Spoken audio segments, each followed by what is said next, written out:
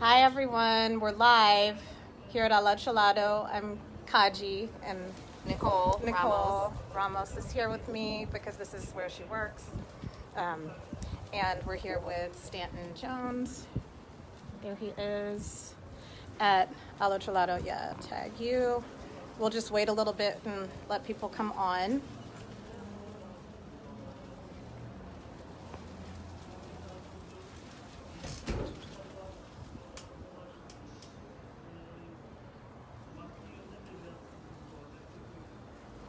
So I'm not going to even start talking yet. Let's see if we get a few moments. Hi, everybody. Hi, Philippe. Welcome. Hi, Quinn. It's good to see you. But I also just want to, see if there's any. We're just letting a few folks come on. Hi, Michael. Thanks for joining us. Or if we can start sort of delegating things.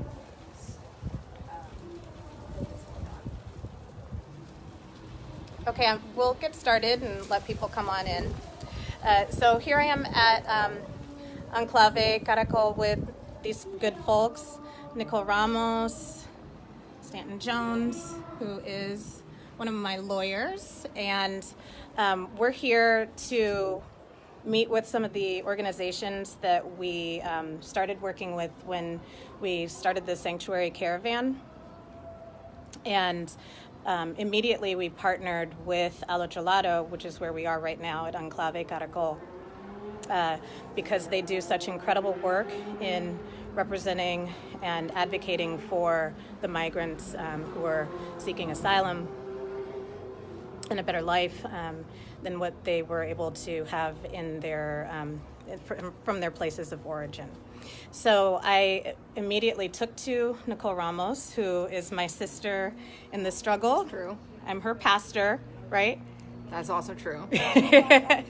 And just wanted to come and see how she was doing and pray for her. And we will say a prayer in this broadcast. And hopefully, so I was able to make it into Mexico. And because Nicole and I both are on this Operation Secure Line list, I want to see if I have any troubles coming back home later on today.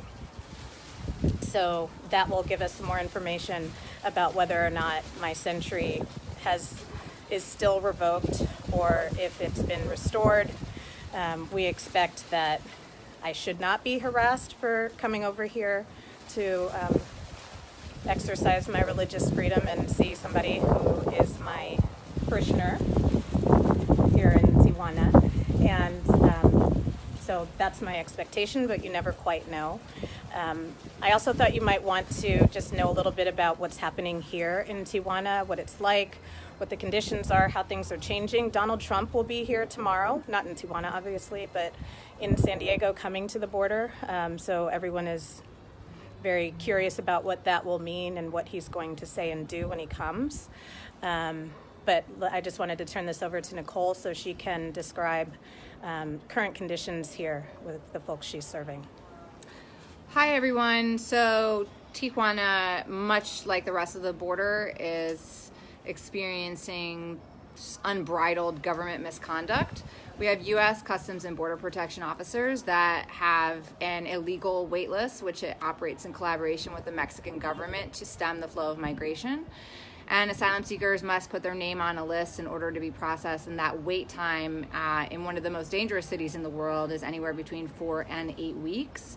People have a hard time still putting their name on the list for various reasons, including corruption, not being able to speak Spanish, being an LGBT person and encountering the homophobia or transphobia of the list manager, or being an unaccompanied minor. We continue to have U.S. Customs and Border Protection officers make it all but impossible for unaccompanied minors to present themselves to U.S. immigration authorities, as they're entitled to do, not only under asylum law, but under the Trafficking Victim Protection Act. And we have the rollout of MPP, the Migrant Protection Protocols, where asylum seekers are being asked to remain in Mexico while they wait out their process.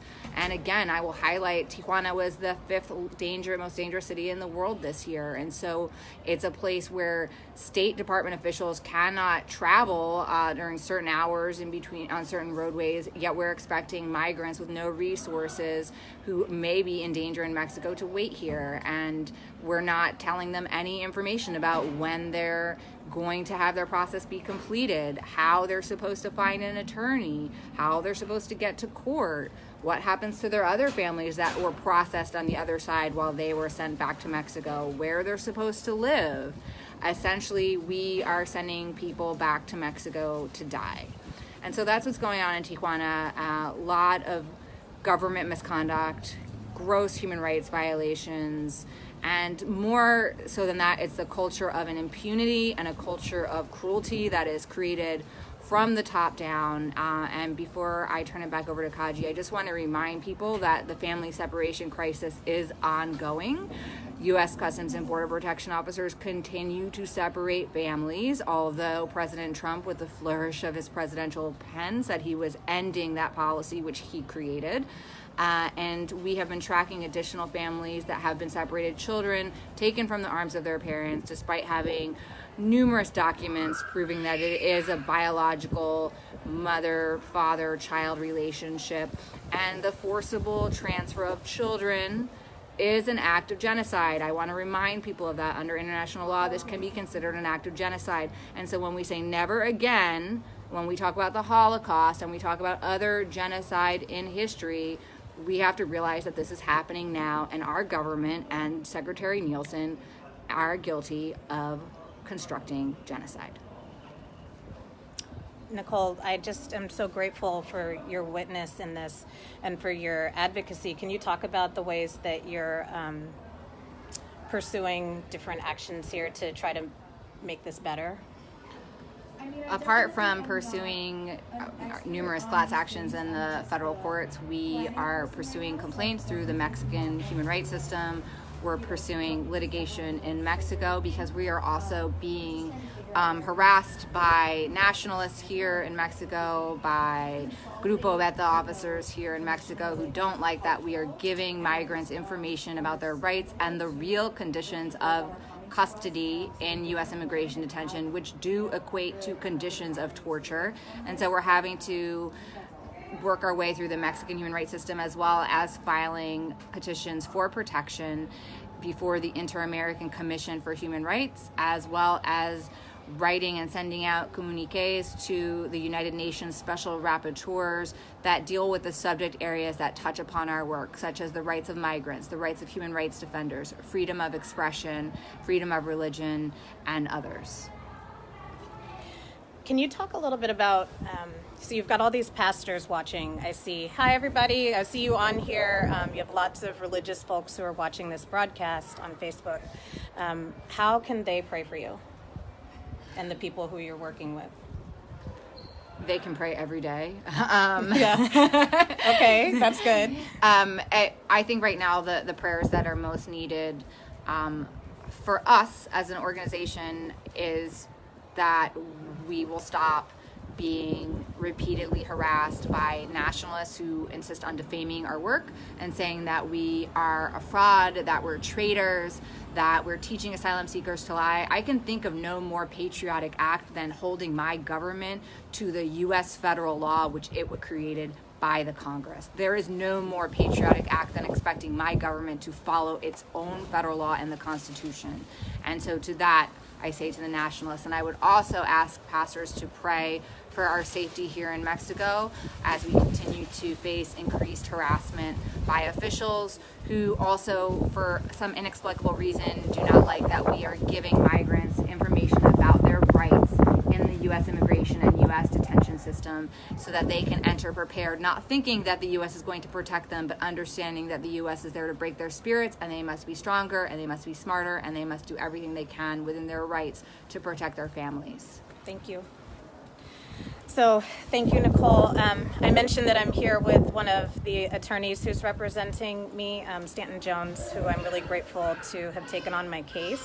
And I just wanted to invite Stanton to talk about why we're here. What we're hoping to have happen today, and just why you took on this case in the first place.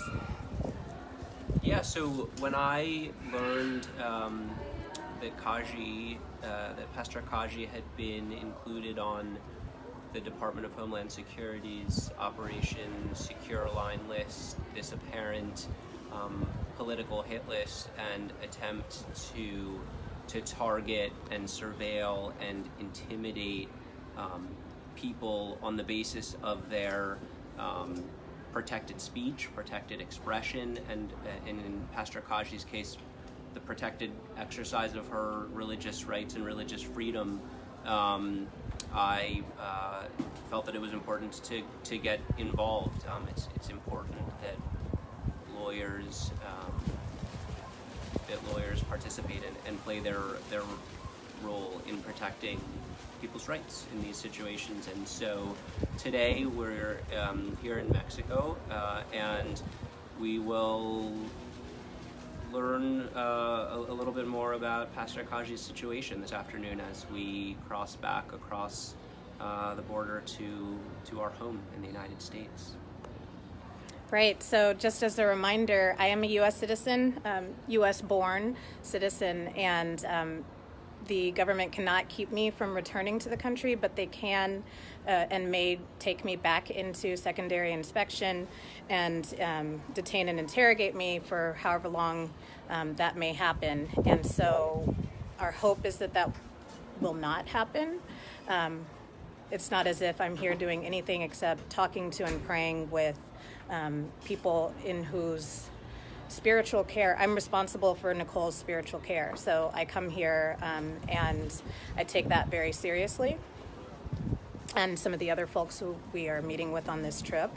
So my hope is that we will have no incidents as I try to cross back. But if I do, then that's going to tell us something very serious about the state of this country in trying to intimidate a very outspoken religious leader, me, on these issues. They might try to intimidate me into not doing this work anymore. But as I keep saying, I know that no weapon formed against me shall prosper. I also know that I can do all things through Christ Jesus who strengthens me. So I am not worried in that way because my soul will be fine and it's not for sale. Thank you so much for joining us for this, and we'll update you again after I get back into my country. Thanks, everybody. Bye-bye.